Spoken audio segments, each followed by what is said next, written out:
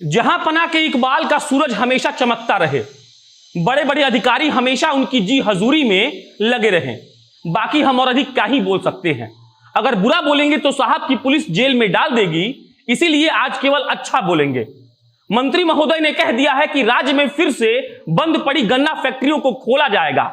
हमें नहीं पता कि इन फैक्ट्रियों में कौन सा ताला लगा है और उसकी चाबी किसके पास है, लेकिन इतना पता है कि केवल मंत्री महोदय के कह देने से कुछ बदलने वाला नहीं है। हमेशा से ऐसे दावे होते रहे हैं। यकीन मानिए कि अगर उनमें से आधे भी पूरे कर दिए गए होते तो बिहार कब का लंदन बन गया होता।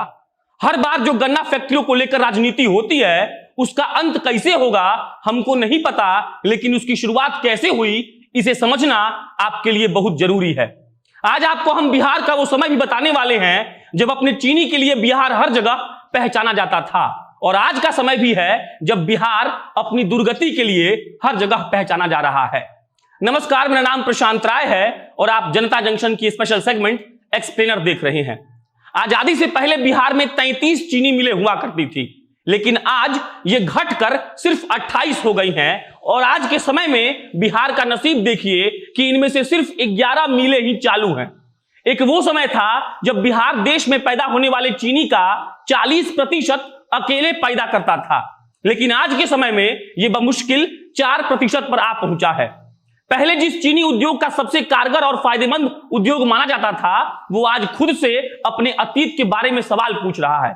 सवाल तो हम भी पूछ रहे हैं कि क्या पिछले 15 साल में नीतीश कुमार जी को कभी लगा ही नहीं कि वो डूब रहे चीनी मिलों को कुछ सहारा दे सकते हैं। सरकार ने अगर चीनी मिलों को पुनर्जीवित करने के लिए कोई ठोस कदम उठाया होता तो आज शायद बिहार के गन्ना किसानों की दुर्दशा ऐसी तो नहीं हुई होती। बिहार के सैकड़ों युवाओं को अपने राज्य में रोजगार भी मिल रहा होता, लेकिन साहब को रोजगार, युवा और किसानों के बारे में कोई जानकारी रहती ही कहां है।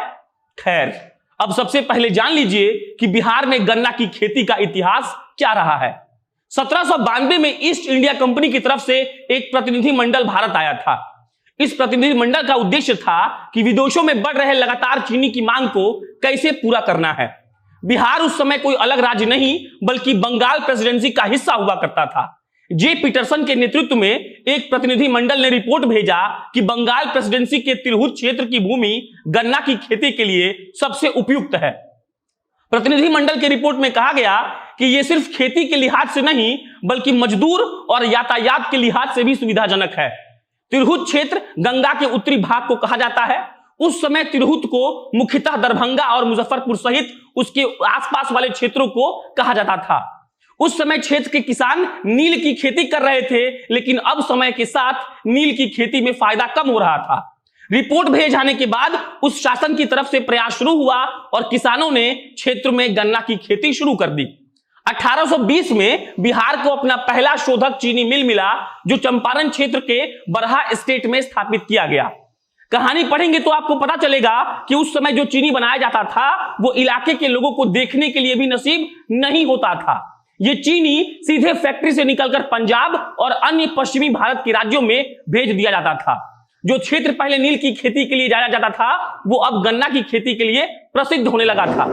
1877 आते आते नील की खेती गन्ना की खेती के आगे पिछड़ गई।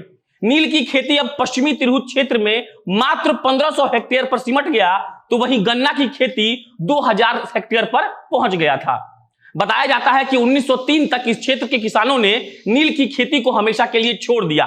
अब जो 20वीं शताब्दी चल रहा था वो बिहार के किसानों के लिए काफी महत्वपूर्ण था, क्योंकि अब खेती के तौर तरीकों और फसल दोनों बदलने लगे थे। 1904 में आधुनिक चीनी मिलों का आगमन बिहार की धरती पर हो गया।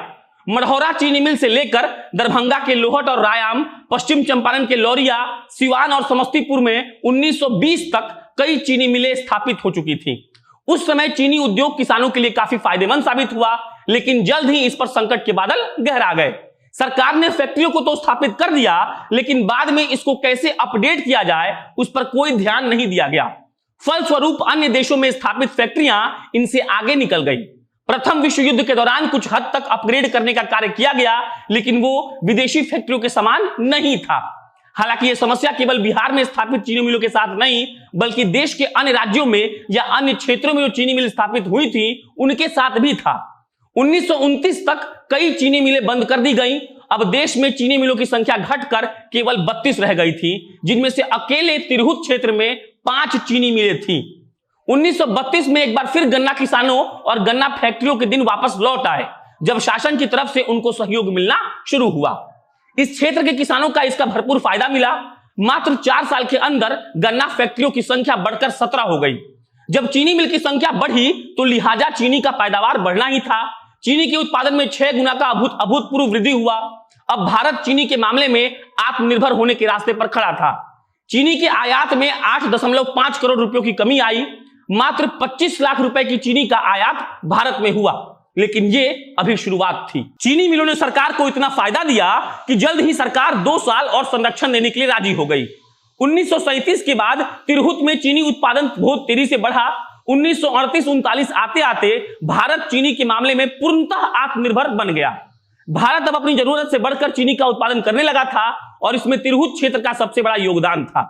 हालांकि इसी समय भारत के लिए कुछ बुरा भी हो रहा था, जो इसके चीनी व्यवसाय को बुरी तरह से प्रभावित करने वाला था।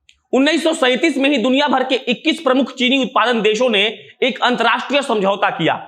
इस समझौता में सारे देशों के निर्यात पर एक कोटा तय कर दिया गया। इसके साथ ही भारत पर एक प्रतिबंध लगा, जिसने चीनी उद्योग को बुरी तरह से प्रभावित कर दिया। भारत पर अगले 5 साल तक चीनी के निर्यात पर रोक लगा दी गई। कहा गया कि भारत अगले 5 साल तक चीनी का निर्यात नहीं कर सकता है। 1940-42 आते आते बिहार चीनी उत्पादन करने वाले सबसे बड़े राज्यों में शामिल हो गया था। अब निर्यात पर रोक लग गई तो नतीजतन राज्य और देश में चीनी की अति उत्पादकता का समस्या पैदा हो गया। चीनी के रेट लगातार गिर रहे थे और इसके फलस्वरूप कई चीनी मिलें बंद होती चली गईं। चीनी के मूल्य लगातार गिर रहे थे, जो इन फैक्ट्रियों पर आर्थिक रूप से बहुत बुरा असर डाल रहे थे। अब चीनी फैक्ट्रियों के मालिकों ने मिलकर एक एसोसिएशन बनाया। यह एसोसिएशन अब अपने सदस्य फैक्ट्रियों के माध्यम से चीनी की बिक्री के काम को देखने लगा। 1966-67 वो साल था जब बिहार सरकार और चीनी मिलों के बीच लड़ाई शुरू हुई। बिहार के निजी चीनी मिल मालिकों ने ऐसी नीतियां बनाई जिसके कारण सरकार अब इस उद्योग से अपनी पकड़ खो रही थी। 1972 में इस टकराव को देखते हुए केंद्र सरकार ने एक समिति का गठन किया। समिति ने 1972 में ही अपनी रिपोर्ट को केंद्र सरकार के समक्ष पेश किया। समिति ने अपनी रिपोर्ट में सरकार को सुझाव दिया कि अब चीनी मिलों को सरकार को अधिग्रहण कर लेना चाहिए। इस सुझाव के बाद से बिहार सरकार ने 1977 से लेकर 1985 के बीच लगभग 15 चीनी मिलों का अधिग्रहण कर लिया। इनमें समस्तीपुर, दरभंगा, सिवान, गोपालगंज, मधुबनी, चंपारण, मुजफ्फरपुर, पूर्णिया समेत कई अन्य जिलों की कई चीनी मिलें शामिल थीं। 1974 में ही बिहार राज्य चीनी निगम लिमिटेड की स्थापना कर दी गई। इसका मुख्य कार्य चीनी मिलों के प्रबंधन को देखना, उनके घाटे को नियंत्रित करना और सुचारू रूप से संचालन करना था। धीरे धीरे चीनी की लगातार गिर रही कीमतों और खराब प्रबंधन के कारण ये चीनी मिलें एक एक करके बंद होती गई। कई चीनी मिलों का तो ऐसा हाल हुआ कि बंद होने के बाद उनका कर्मचारियों और किसानों पर सैकड़ों करोड़ का बकाया रह गया था। 1995 आते आते अब गन्ना की खेती किसानों के लिए अभिशाप बन गई। 2005 में सरकार ने एक उच्च स्तरीय बैठक बुलाई थी। सरकार की तरफ से कहा गया कि बिहार राज्य चीनी विकास निगम के तहत आने वाले जो मिलें बंद पड़ी हैं उनको शुरू करने के लिए एक वित्तीय सलाहकार की नियुक्ति होनी चाहिए। सरकार की तरफ से यह काम SBI कैपिटल को सौंपा गया। इसने सरकार को कई तरह के उपाय बताए, जिनमें शामिल था कि चीनी मिलों को जूट फैक्ट्री, डिस्टिलरी कारखाना, डेयरी उद्योग, खाद्य उद्योग में बदल दिया जाए। समय के साथ खूब राजनीति हुई। सरकार ने कई चीनी मिलों को निजी हाथों में सौंपा, लेकिन आज वो चीनी मिलें भी बंद होने के कगार पर खड़ी हैं। सरकार ने घाटे को नियंत्रित करने और सुचारू रूप से चलाने का जो भी खाका तैयार किया वो पूरी तरह से फेल साबित हुआ। समय के साथ लगने लगा कि सरकार को चीनी मिलों को पुनर्जीवित करने का इरादा है ही नहीं, लेकिन समय समय पर सरकार की तरफ से बयान आते रहे हैं जो थोड़ी बहुत उम्मीद जगाते हैं। सरकार ने बाद में इथेनॉल को लेकर भी विचार शुरू किया। इथेनॉल के स्वतंत्र उत्पादन के लिए बिहार राज्य चीनी मिल अधिनियम 2007 में सरकार ने संशोधन भी किया, लेकिन आज भी सवाल ज्यों का त्यों पड़ा हुआ है कि जमीन पर गन्ना किसानों के लिए सरकार ने आखिर किया क्या है। आज विधानसभा में खड़े होकर नीतीश कुमार जी के मंत्री अगर कुछ बोलते हैं तो हम कैसे विश्वास कर लें। आखिर इसके पहले भी तो इसी सरकार में शामिल मंत्रियों ने तमाम दावे किए हैं। इसी सरकार में शामिल नेताओं ने तमाम सपने दिखाए हैं, लेकिन उसमें से कितनों को पूरा किया गया? अगर इसका जवाब सरकार के किसी मंत्री के पास है तो उन्हें सबसे पहले इसका ही हिसाब देना चाहिए। अब वीडियो समाप्त हो रहा है और अंत में एक बार फिर से कहूंगा कि जहां पना के इकबाल का सूरज हमेशा चमकता रहे और उनकी जी हजूरी में दो चार लोग सर सर कहने के लिए हमेशा खड़े रहें। आपको ये वीडियो कैसा लगा कमेंट बॉक्स में लिखकर बताइएगा। मेरा नाम प्रशांत राय है, कैमरे के पीछे वरुण झा खड़े हैं। आप जनता जंक्शन देख रहे थे। बहुत बहुत धन्यवाद।